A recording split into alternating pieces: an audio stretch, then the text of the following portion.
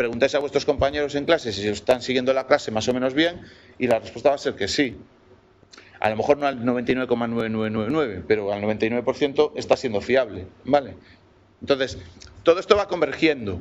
Pero en esos tiempos, la diferencia entre... O sea, yo recuerdo cuando nació el IBM, que había una anécdota que decían que si el IBM PC, que si le pasabas la mano por encima de las...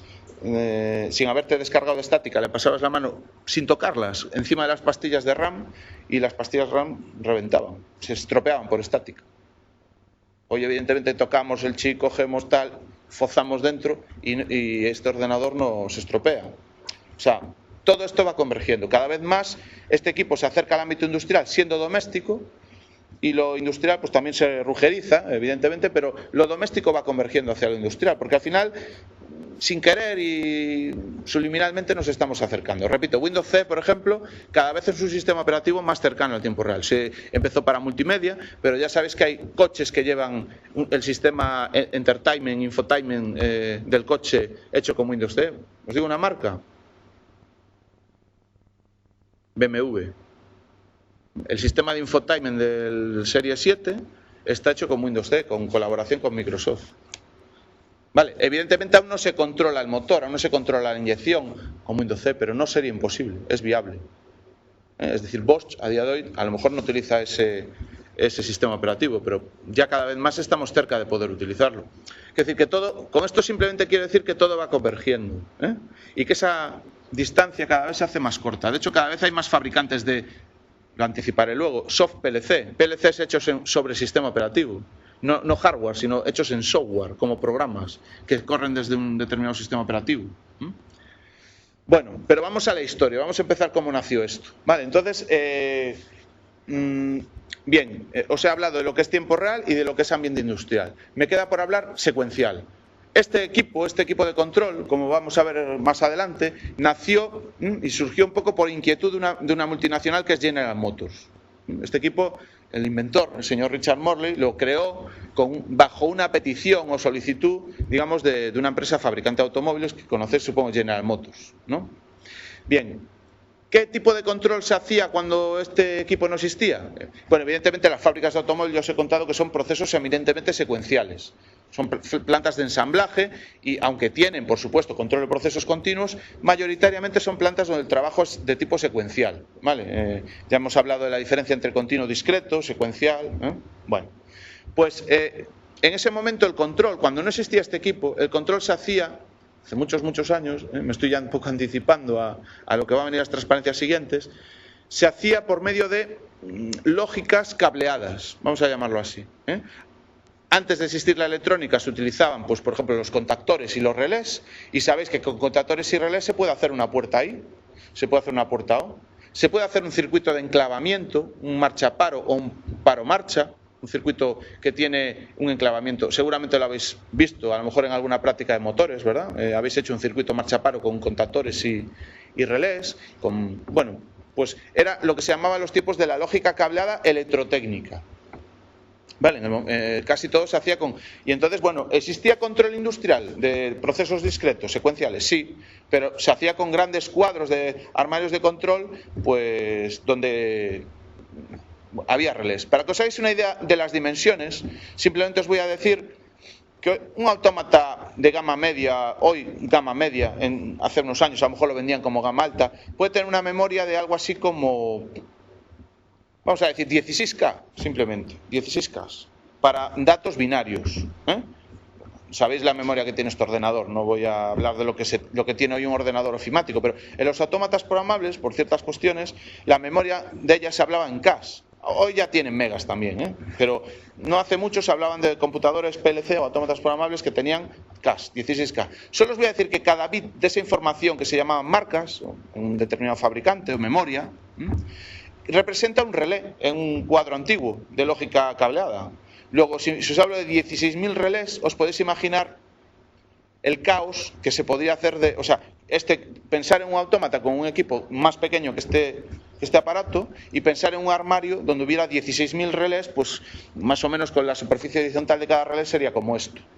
Pensar en un armario de 16.000 cableado, donde todas las lógicas se hacen cableando puertas sí, puertas O, etc, etc. Imaginaos la cantidad de fallos, la problema. Evidentemente, ¿cumplía a tiempo real? Sí. ¿Cumplía ambiente industrial? Sí, los relés y todo esto están pensados para el ambiente. Y contactores están diseñados, de hecho, para controlar motores en el ambiente industrial. También se estropean, tienen fatiga, los contactos se desgastan, acaban averiándose, al final hay desgaste mecánico, porque el número de actuaciones, etc, etc. ¿Vale?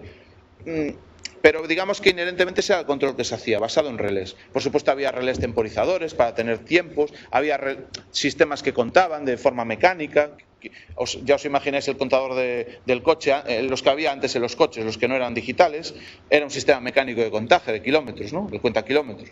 Existía, es decir, había cuenta kilómetros, había temporizadores con la filosofía del reloj, tic-tac, tic-tac, hechos mecánicamente, existían puertas sí, puertas so, enclavamientos, entonces digamos que eso era lo que se podía hacer con lógica cableada y es lo que se sigue haciendo hoy con lógica programada y más cosas, ¿vale? Pero eso como mínimo. Bien, entonces imaginaos en Citroën, por ejemplo, una línea de producción controlada con relés y contactores. Imaginaros lo complejo que era aquello, era un pulpo. Habéis montado algún pulpo en electrónica, ¿verdad? ¿Habéis hecho alguna plática en electrónica con puertas sí, puertas so o algo así? ¿Y habéis montado un pequeño pulpo con la...? Pues a lo mejor era un pulpo con 4 puertas. Habéis hecho lógica cableada electrónica. Habéis hecho alguna puerta y puerta, ¿verdad? Pues bueno, ese fue el paso siguiente. La evolución primera que se pasó fue de lógica cableada hecha con contactores, relés y todo eso, a lógica cableada hecha con componentes electrónicos básicos. Puerta NAND, puerta NOR, puerta, el biestable, el patatín, el patatán, ¿de acuerdo? Contadores, temporizadores. ¿Quién no recuerda el 555? No sé si habéis hecho alguna práctica con 555. Bueno, pues había circuitos electrónicos para contar, para temporizar, para hacer puertas sí, puertas so, biestables, etc. Es decir, lo mismo hecho con electrónica analógica.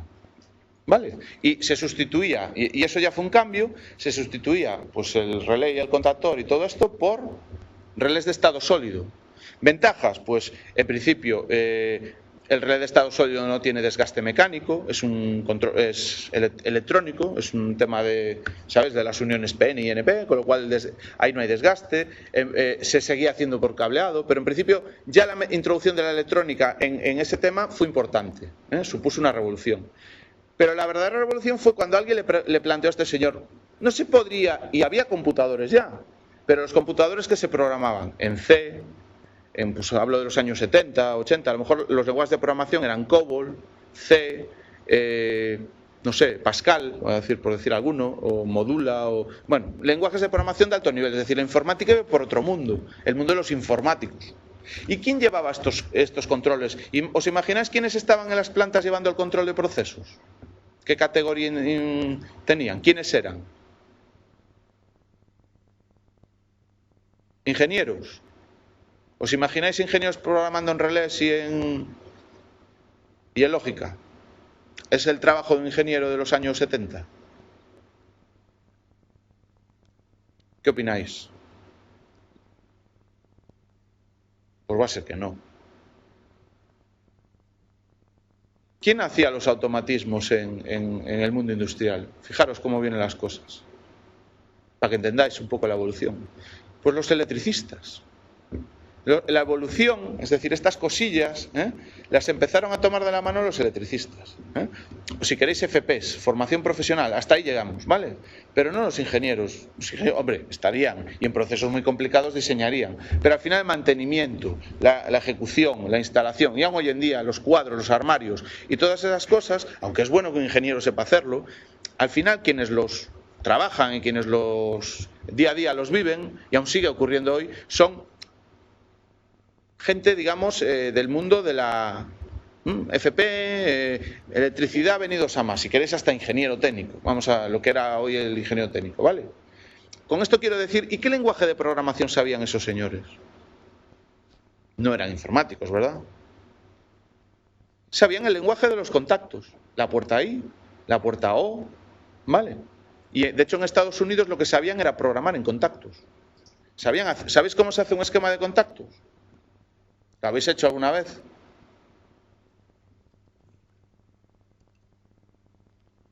Es bastante intuitivo, no hay casi ni que explicarlo. y de aquí para el norte.